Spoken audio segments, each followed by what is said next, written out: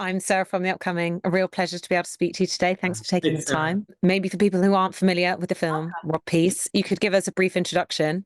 What can people expect when they tune in? Oh, hi. My name is Jeff Hobbs, and I wrote the book that inspired this film, Rob Pece. I think you can expect a very moving film about a friend of mine, Rob, and it's a movie about family and relationships and kind of traversing all the disparities in our culture and the cost of that. And maybe just to take us back, obviously it's an experience you lived through. It's a nonfiction book that you wrote.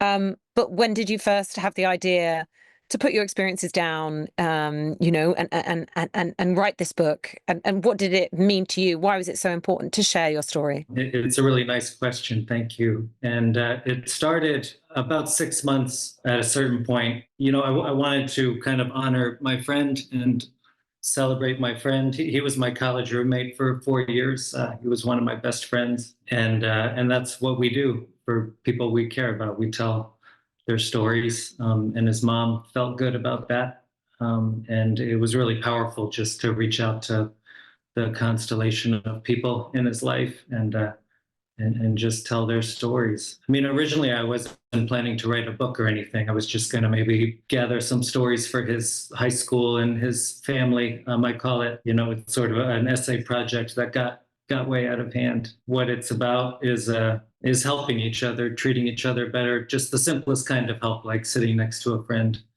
and letting them listen. And of course, already it reached a broad audience, from your book, being a bestseller, being very critically acclaimed. And I know Chiwetel said that he read it sort of 10 years ago.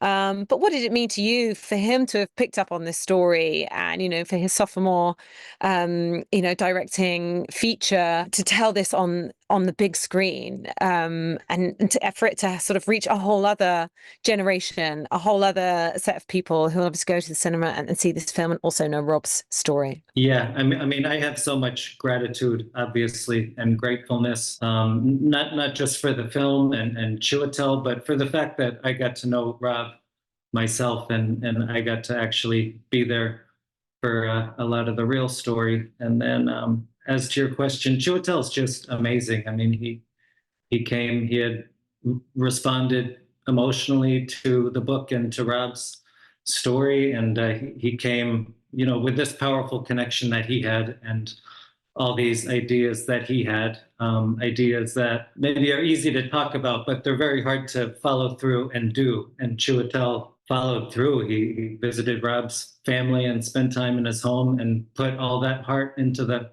film, and it's just amazing. I really admire him. And seeing this incredible cast bringing this story that you put down in text to life, from Mary J. Blige, Camila Cabello, obviously Chiwetel himself starring as Rob's father, and then right in the center of it, Jay. I mean, I guess a relative newcomer to being in front of the camera.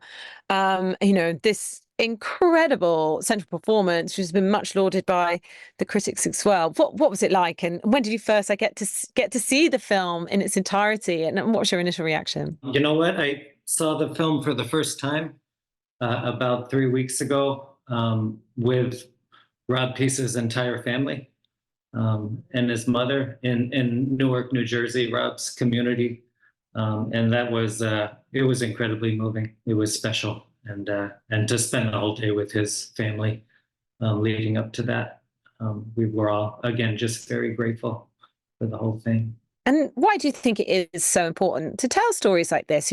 Obviously, and first and foremost, paying tribute to Rob, but also, what is the wider impact of telling a story like this? And I think, I was reading an interview with Chiwetel saying, why he was so moved by the book and by the story. I think a lot of these issues that are big and meaty and difficult for people to access when you're talking about things that are systemic, whether it's about housing and education and, the justice system and why that might be unbalanced and unfair and prevent social mobility. I think, any big questions about race, can become so polarized. Whereas I think telling a story in this way and really humanizing it by looking at Rob as a person can really be, really push the needle and change people's perspectives. So, why do you think it's so important to tell stories like this? I think everything you just said is absolutely insightful and right. I mean, there's one level where it's just the fact that Rob was my friend and impacted a lot of people on a very personal, unique level. That matters to me. But in the bigger sense, institutions, CEOs, elected officials, I mean, they love to tell these stories about people who traverse these fissures in our society. You mentioned justice, housing, education, the psychosis of racism in America. People like to tell those stories. What they don't like to talk about is the cost of that, the burdens that people carry, the unique pain and complexity of it all, moving between these different spaces. And Rob carried that complexity with a lot of dignity, but it hurt.